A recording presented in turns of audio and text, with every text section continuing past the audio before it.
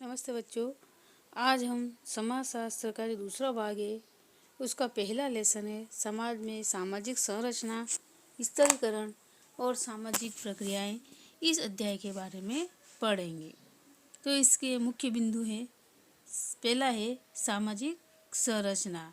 सामाजिक संरचना शब्द इस तथ्य को दर्शाता है कि समाज संरचनात्मक है, यानी कि समाज की रचना की गई है।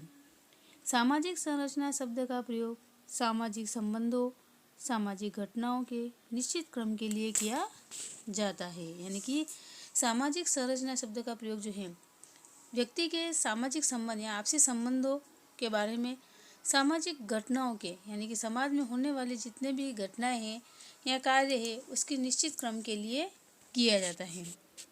मानव द्वारा समाज उस इमारत की तरह होता है जिसका प्रत्येक क्षण उन्हीं ईंटों से पुनर्रचना होती है जिनसे उसे बनाया गया है। यानी कि मानव द्वारा जो समाज बनाया जाता है तो एक इमारत की तरह होता है जिसका प्रत्येक क्षण उन्हीं ईंटों के पुनर्रचना होती है। उसी में समाजशास्त्री एमिल दुर्खिम के अनुसार अपने सदस्यों की क्रियाओं पर सामाजिक प्रतिबंध लगाते हैं और व्यक्ति पर समाज का प्रभुत्व होता है। फिर कार्ल मार्क्स ने भी संरचना की बाध्यता पर बल दिया है, लेकिन वह मनुष्य की सृजनात्मकता को भी महत्वपूर्ण मानते हैं। यानी कार्ल मार्क्स जो है वह समाज की संरचना को एक बाध्यता पर बल देते हैं, यानी कि बंधन में बंधने के समान मानते हैं, लेकिन वह मनुष्य की सृजनात्मकता को भी महत्वपूर्ण मानते हैं। यानी कि मनुष्य के जो सृजनात्मक कार्य है उनको भी वे महत्वपूर्ण मानते हैं। फिर सामाजिक स्तरीकरण। सामाजिक स्तरीकरण से अभिप्राय सामाजिक स्तरीकरण से अभिप्राय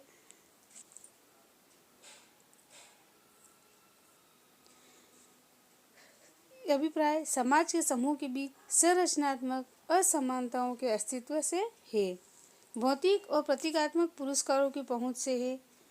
फिर अगला पॉइंट आता है आधुनिक समाज धन तथा शक्ति की असमानताओं के कारण पहचाने जाते हैं। यानी कि समाज के अंदर धन की असमानता के कारण भी समाज की पहचान होती है। सामाजिक स्तरीकरण वह प्रक्रिया है जिसमें समान उच्चता तथा निम्नता के आधार पर अनेक समूह में बढ़ जाता है। स्तरीकरण की संकल्पना उस विचार को संदर्भित करती है जहाँ समाज का विभाजन एक निश्चित प्रतिमान के रूप में होता है तथा यह संरचना पीढ़ी दर पीढ़ी चलती रहती है। असमान रूप से बांटे गए लाभ के बीच बुनियादी प्रकार है जिनका उपयोग विशेषाधिकार प्राप्त समूह द्वारा किया जाता है। तो इसमें पहला पॉइंट है जीवन अवसर। वह सभी भौतिक लाभ जो प्राप्तकर्ता के जीवन की गुणवत्ता को सुधारते हैं, जैसे संपत्ति, आय, स्वास्थ्य, रोजगार, मनोरंजन आदि। तो यह है जीवन अवसर के साधन। फिर अगला पॉइंट है सामाजिक परिस्थिति। सामाजिक परिस्थिति में मान सम्मान तथा समाज के अन्य व्यक्तियों की नज़र में उच्च स्थान। फिर राजनीतिक प्रभाव। एक समूह द्वारा समूह अथवा समूह पर प्रभुत्व जमाना। समाजशास्त्र में सामाजिक प्रक्रियाएं हैं। पहला है सहयोगी संतुलन व एकता में योगदान, उदाहरण है प्रतिस्पर्धा। फिर सामाजिक प्रक्रिया में दूसरा है असहयोग, संतुलन व एकता में बाधा, उदाहरण होता है संघर्ष। ये सामाजिक प्रक्रियाएं होती है जिनको दो भागों में बांटा गया है। कार्ल मार्क्स और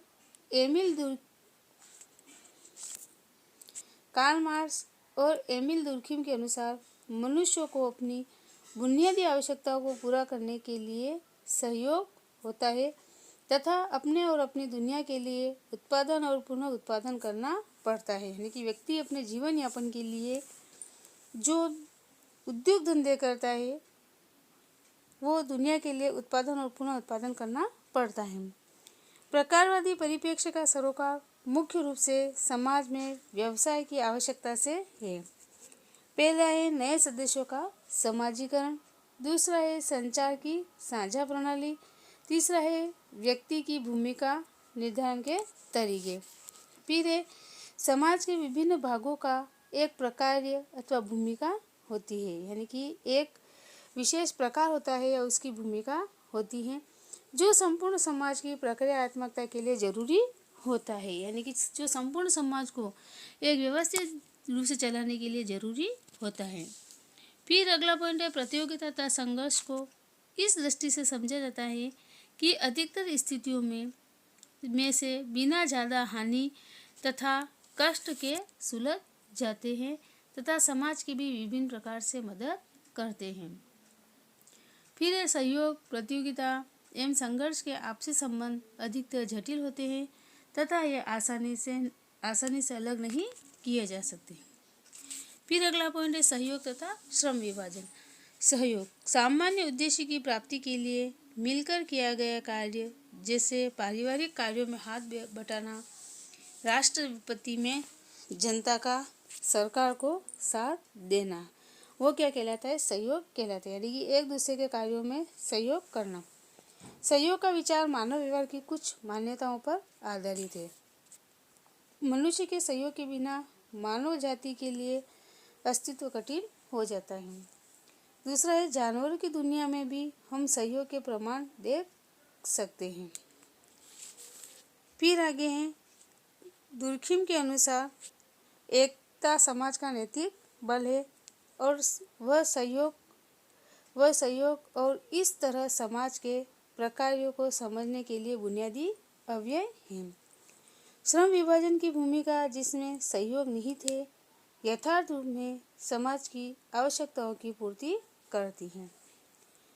फिर दूसरा अगला है दुर्खिम ने यांत्रिक और स्वाभाविक एकता में अंतर स्पष्ट किया है, यानी कि दुर्खिम ने दो भागों में से बांटा है। पहला यांत्रिक एकता, यह संहति का एक रूप है जो बुनियादी रूप से एक रूपता पर आधारित है। इस समाज के अधिकांश सदस्य एक जैसा जीवन व्यतीत करते हैं। कम से कम विशिष्टता अथवा श्रम विभाजन को हमेशा आयु तथा लिंग से जोड़ा जाता है। फिर अगला है स्वाभाविक एकता, एक सामाजिक संहति का वह रूप है जो श्रम विभाजन पर आधारित है तथा जिसके फलस्वरूप समाज के सदस्यों में स्वनिर्भरता है। मनुष्य केवल सहयोग के लिए समायोजन तथा सामंजस्य ही नहीं करते, बल्कि इस प्रक्रिया से समाज को बदलते भी है। जैसे भारतीयों को ब्रिटिश साम्राज्यवाद के अनुभव के कारण अंग्रेजी भाषा के साथ समायोजन, सामंजस्य तथा सहयोग करना पड़ा था। यानी कि जब ब्रिटिश साम्राज्यवाद आया था तो उस समय भारतीयों को अंग्रेजी भाषा के साथ समायोजन करना पड़ा था, वो कहलाती है स्वाभाविक एकता।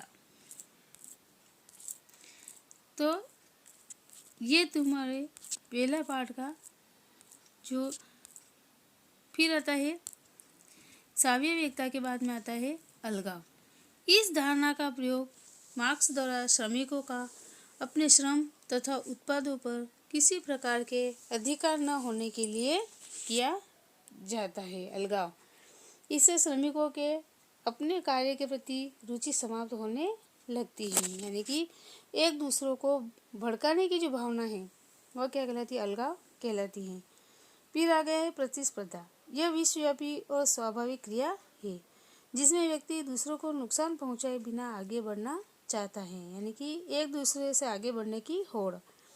यह व्यक्तिगत प्रगति में सहायता करती है। यह निरंतर चलने वाली प्रक्रिया मानी जाती है, यानी कि प्रतिस्पर्धा जो है होड़, ये निरंतर चलने वाली प्रक्रिया है। फिर अगला है प्रतियोगिता अवधारणा एवं व्यवहार के रूप में।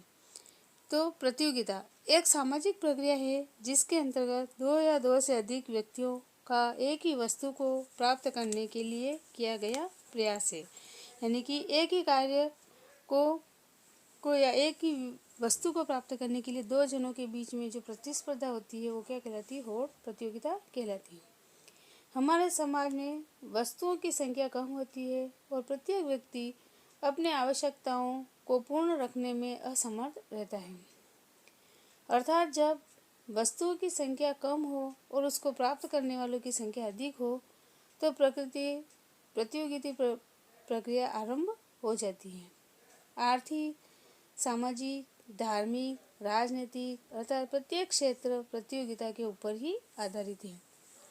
फिर है फेयरचाइल्ड के अनुसार प्रतियोगिता सीमित वस्तुओं के उपभोग या अधिकार के लिए की जाने वाले प्रयत्नों को कहते हैं। यानी कि फेयरचाइल्ड ने प्रतियोगिता की परिभाषा दी है कि सीमित वस्तुओं के उपभोग के लिए या अधिकार के लिए किए जाने वाले प्रयत्न होते हैं। फिर अगला है पूंजीवाद। वह आर्थिक व्यवस्था जहाँ पर उत्पादन के साधनों पर व्यक्तिगत अधिकार होता है जिसे बाजार व्यवस्था में लाभ कमाने के लिए प्रयोग किया जाता है, जहाँ श्रमिकों का द्वारा श्रम किया जाता है। यानी कि एक पूंजीवादी वर्ग जो है वह श्रमिकों से कार्य करवाने का कार्य करते हैं। आधुनिक पूंजीवाद समाज जिस प्रकार कार्य करते हैं वहाँ दोनों व्यक्तिगत तथा प्रतियोगिता का एक साथ विकास सहज है। पूंजीवाद की मौलिक मान्यताएं हैं व्यापार का विस्तार, श्रम विभाजन, कार्य का विशिष्टीकरण जिसकी सहायता से अलग अलग रोजगार उत्पादन प्रणाली से जुड़े होते हैं। फिर चौथा है विशेषीकरण और चौथा है बढ़ती उत्पादकता। फिर अगला पॉइंट है प्रतियोगिता की विचारधारा। पूंजीवाद की सशक्त विचारधारा का तर्क है कि बाजार इस प्रकार से कार्य करता है कि अधिकतम कार्यकुशलता सुनिश्चित हो सके। प्रतियोगिता पूंजीवाद के जन्म के साथ ही प्रयत्न इच्छा के रूप में फली फूली जाती है। फिर अगला है सहयोग और संघर्ष। संघर्ष किसे कहते हैं? हितों में टकराहट को संघर्ष कहते हैं। संघर्ष किसी भी समाज का एक महत्वपूर्ण हिस्सा सदैव रहा है। फिर दूसरा है संसाधनों की कमी समाज में संघर्ष उत्पन्न करती है। यानी कि पूर्ण रूप से संसाधन न प्राप्त होने पर भी संघर्ष की स्थिति उत्पन्न हो जाती है, क्योंकि संसाधनों को पाने तथा उस पर कब्जा करने के लिए प्रत्येक समूह संघर्ष करता है। यानी हर व्यक्ति उसे पाने के लिए कोशिश करता है। फिर संघर्ष के विभिन्न प्रकार होते हैं। पहला है नस्ली संघर्ष, दूसरा है वर्ग संघर्ष, तीसरा है जाति संघर्ष, चौथा है राजनीतिक संघर्ष, पांचवा है अंतर्राष्ट्रीय संघर्ष, छठा है निजी संघर्ष। समाज संघर्ष एवं सहयोग दोनों तत्वों के मिश्रण के साथ ही विकसित होता है। यानी कि समाज के अंदर सहयोग भी साथ में चलता है, संघर्ष भी साथ साथ में चलता है। समाज में एक तरफा प्रेम और सहयोग की भावना होती है, वहीं दूसरी तरफ ईर्ष्या, नफरत, ईर्ष्या, द्वेष इत्यादि की भावना उत्पन्न होती है। जैसे कि भारतीय नारी अपने माता पिता की जायदाद का हिस्सा नहीं लेती है, उसके भाभी उससे नफरत न करे, वह स्वयं से संघर्ष करती है। फिर है परहितवाद। बिना किसी लाभ के दूसरों के हित के लिए काम करना परहित कहलाता है। यानी कि दूसरों के भले के कार्य। फिर है मुक्त व्यापार उदारवाद। वह राजनीतिक तथा आर्थिक नजरिया जो इस सिद्धांत पर आधारित है कि सरकार द्वारा अर्थव्यवस्था में अहस्तक्षेप नीति अपनाई जाए तथा बाजार एवं संपत्ति मालिकों को पूरी छूट दे दी जाए, यानी कि स्वतंत्र रूप से व्यक्ति व्यापार कर सके। फिर है सामाजिक बाध्यता। हम जिस समूह अथवा समाज के भाग होते हैं वह हमारे व्यवहार पर प्रभाव छोड़ते हैं। दुर्कheim के अनुसार सामाजिक बाध्यता सामाजिक तथ्य का एक विशिष्ट लक्षण है। फिर आगे हैं सहयोग तथा संघर्ष, यानी कि दोनों में क्या अंतर है। सहयोग साथ देता है, यानी कि साथ देने की भावना क्या कहलाती है? सहयोग कहलाती है। संघर्ष शब्द का अर्थ है हितों में टकराव अथवा सहयोग नहीं करना, यानी कि किसी के साथ में संघर्ष करना। सहयोग अवैयक्तिक होता है, लेकिन संघर्ष जो है वो होता है व्यक्तिगत होता है।